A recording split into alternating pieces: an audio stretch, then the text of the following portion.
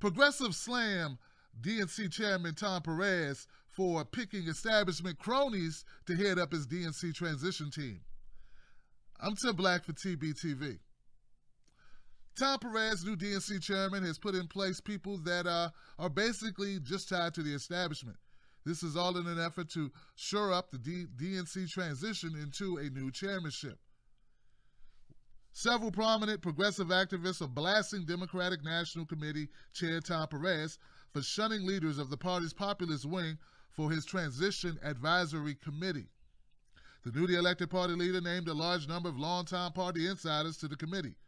Activists complained, and relatively few progressive leaders and supporters of Minnesota Rep. Keith Ellison, who was runner-up, by the way, are included. The activists say the committee appointments show Perez DNC is not serious about addressing concern of the party's populist wing. Really? Really? The Keith Ellison deputizement, or whatever you want to call that, is not a real thing, guys. So we should not be under any delusions that this is going to greatly impact the progress or the movement of the DNC going forward to be more inclusive with progressive values or the left wing of the party. I'm surprised that you're surprised. After looking at this list, it has become abundantly clear that the controlling forces of the Democratic Party want to make the other half of the party suffer, said Nomiki, my friend, Nomiki Konst, convention delegate for Senator Bernie Sanders. Let's go into another statement. Nomiki, check this out. The DNC is not tone deaf. It is on a mission to crush the working side of our party, added Konst. It's cool. They got her listed here as working for TYT. Go, Nomiki. Could have worked with TBTV.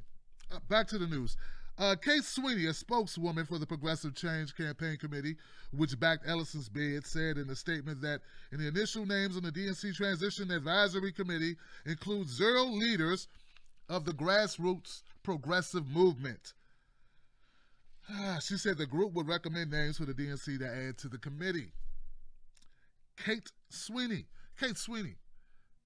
Let's keep it real, Kate. There is no reason at all for the names not to have been included to begin with.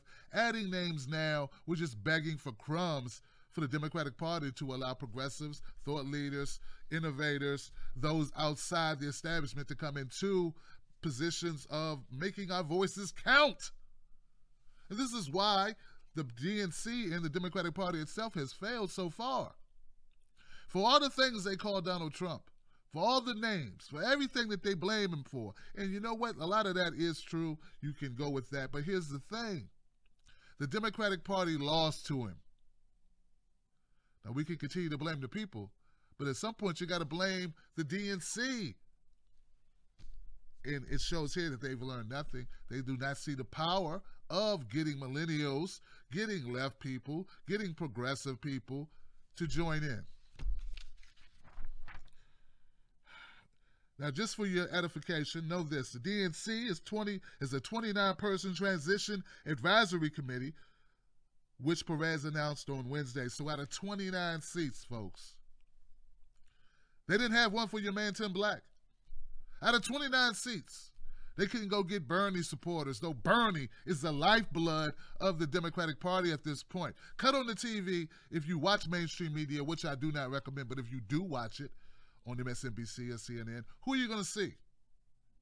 You're going to see Bernie Sanders. But not a single person from Bernie Sanders' camp is on the transition team. What does that tell you?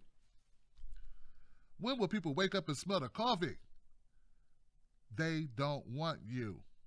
And if you think they are, you know what you're doing? Look, man, I ain't falling for no banana in my tailpipe. You're falling for the banana in the tailpipe. I'm Tim Black for TBTV. Subscribe to this channel for up-to-date news and commentary with a punch, and I will deliver. And until we talk again, stay strong, stand tall, and smell the coffee.